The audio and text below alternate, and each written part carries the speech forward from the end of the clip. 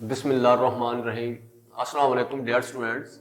हमारा आज का लेक्चर जो है ये 10th class chapter basic electronics और उसमें हम लॉजिक गेट्स के हवाले से बात कर रहे थे और लास्ट वीडियो के अंदर हमने एंड ऑपरेशन पढ़ा। तो आज यहाँ पे इस वीडियो में हम और ऑपरेशन के हवाले से बात करते हैं। सबसे पहले और ऑपरेशन क्या है? A circuit whose output is at logic 0 when both of its inputs are 0। तो आपके पास ये एक ऐसा सर्किट है जिसका आउटपुट जो होगा वो तब 0 होगा या उसका आउटपुट लॉजिक 0 पे उस सूरत में होगा जब उसके तमाम इनपुट्स जो हैं वो 0 होंगे।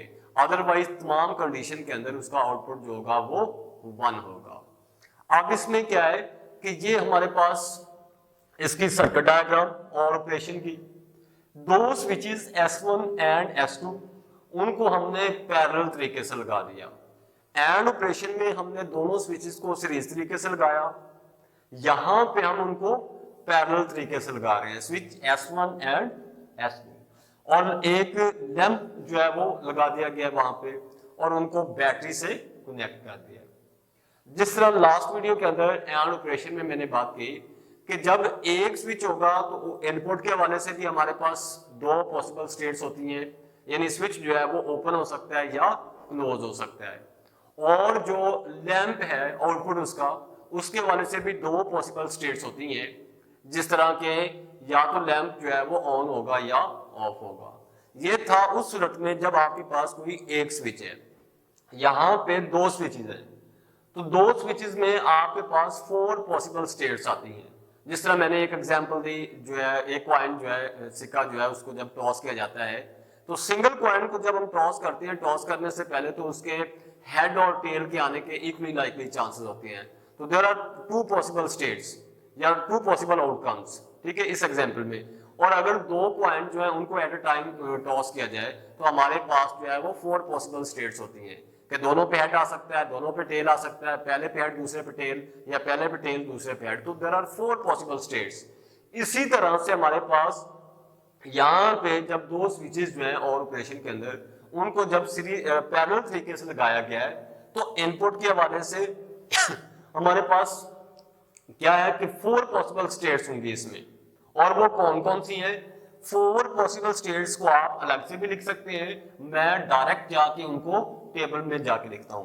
तो आपके पास जो 4 पॉसिबल स्टेट्स आती हैं वो कुछ इस तरह से होंगी कि जब स्विच S1 ओपन, S2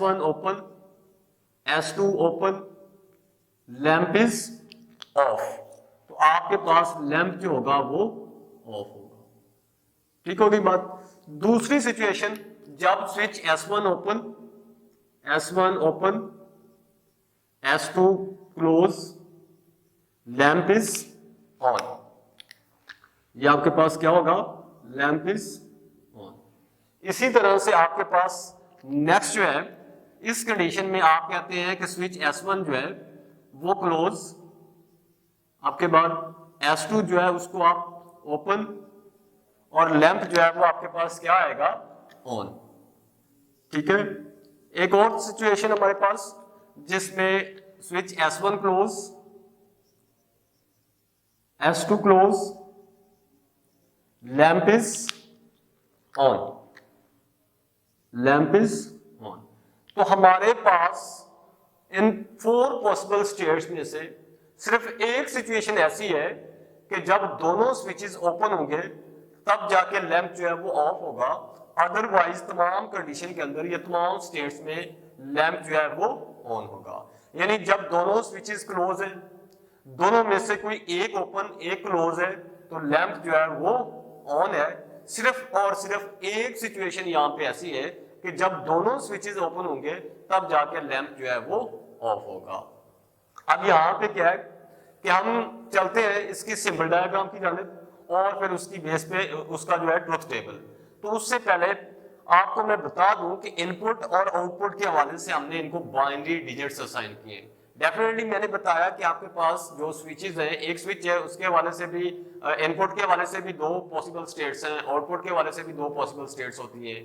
तो जब हम बाइनरी डिजिट्स असाइन करते हैं तो फिर जो टेबल लिखा जाता है वहां पे वो ट्रुथ टेबल होगा। लेकिन उसके करने से पहले हम यहाँ पे पढ़ते हैं कि और गेट होता क्या है। A circuit which implement the और ऑपरेशन इज कॉल्ड और गेट। कि ये आपके पास ऐसा सर्किट है जो कि और ऑपरेशन को इंप्लीमेंट करता है, और गेट कहलाता है। ये इसके सिंबल डायग्राम आपके पास और गेट की। और गेट में इसके दो या दो से ज्यादा इनपुट्स हो सकते हैं, लेकिन इसका आउटपुट जो होता है वो 1 ही होता है। मींस के x is equal to a plus B. हम इसको लिखते हैं a और b। x is equal to a plus B को पढ़ने में x इक्वल टू a और b, एक्सप्रेशन इसका x is equal to a plus B, और पढ़ने में x इक्वल टू a और b। और इसके दो इनपुट्स a एंड b। यहाँ पे आउटपुट हमारे पास इसका आएगा x is equal to a plus B. ठीक है, दो या दो से ज्यादा इनपुट्स होते हैं, लेकिन आउटपुट जो है वो एक ही होता है। और आप उसको x is equal to a plus B, पढ़ने में x इक्वल टू a और b। अब यहाँ पे हम इसका टेबल जो है ट्रुथ टेबल वो बनाते हैं, और वो किसकी बेस पे है कि आपने जो इसके सर्किट डायग्राम का उसकी बेस पे जो टेबल था वहीं से वैल्यूज जो है उनको बाइनरी डिजिट्स या बाइनरी नंबर आप असाइन करते हैं। ठीक है, और फिर आपके पास ये टेबल जो है ये कंप्लीट हो जाता है। तो मैंने बताया कि इनपुट के हवाले से भी आपने बाइनरी डिजिट्स जो है 0 एंड 1 वो असाइन करने हैं। आउटपुट के हवाले से भी आपने बाइनरी डिजिट्स जो है वो यहाँ पे असाइन करने हैं अपने। तो आप अगर देखें, ओपन को 0 असाइन किया हमने, लास्ट एंड गेट के अंदर भी हमने यही बात की। क्लोज को 1 असाइन किया। यहाँ पे आउटपुट के हवाले से ऑफ को 0 और ऑन को 1 असाइन किया। अब ये इन्हीं चीजों को, ये जो बाइनरी डिजिट्स है इनपुट और आउटपुट के हवाले से, इनको हम जेन में रखते हैं और चल के टेबल में जो है उसकी वैल्यूज लिखते हैं। तो आपके पास ये आ जाएगा। यहाँ पे सबसे पहले जो है क्या आ जाएगा कि ओपन को हमने क्या असाइन किया था, ओपन को हमने 0 असाइन किया। यहाँ पे भी 0, यहाँ पे भी ओपन है तो फिर 0 आ जाएगा। और आउटपुट में जाके आपने ऑफ को क्या असाइन किया हुआ है, 0, तो फिर यहाँ पे आपके पास क्या आ जाएगा, ये 0 लिखा जाएगा यहाँ पे, इसका आउटपुट भी इस तरह से। नेक्स्ट आप जाते हैं, आपके पास ओपन को आपने क्या असाइन किया है, 0, ओपन को 0। क्लोज को आपने क्या असाइन किया होगा, क्लोज को आपने 1 असाइन किया है, क्लोज को आपने 1 असाइन किया है। तो आपके पास इसका आउटपुट जो है ओपन क्लोज ऑन, तो फिर ऑन को आपने क्या असाइन किया होगा यहाँ पे 1, तो आप लिखते हैं यहाँ पे जाके 1, यहाँ पे जाके आप वैल्यू लिखते हैं 1। इसी तरह से आपके पास क्लोज के लिए आपने क्या असाइन किया 1, ओपन को क्या असाइन किया 0, तो आपके बाद यहाँ पे 1, ये 0 हो जाएगा। और आउटपुट जो है इसका वो ऑन है, तो ऑन को हमने 1 असाइन किया हुआ है यहाँ पे। ठीक है, इसी तरह से आपके पास नेक्स्ट जो है क्लोज, क्लोज को हमने क्या असाइन किया यहाँ पे 1, तो आपके पास S1 1, इसके लिए भी 1, और इसका आउटपुट जो होगा ऑन, तो ऑन को हमने 1 असाइन किया है। तो आपके पास ये इसका टेबल जो है वो मुकम्मल हो जाता है और ऑपरेशन का।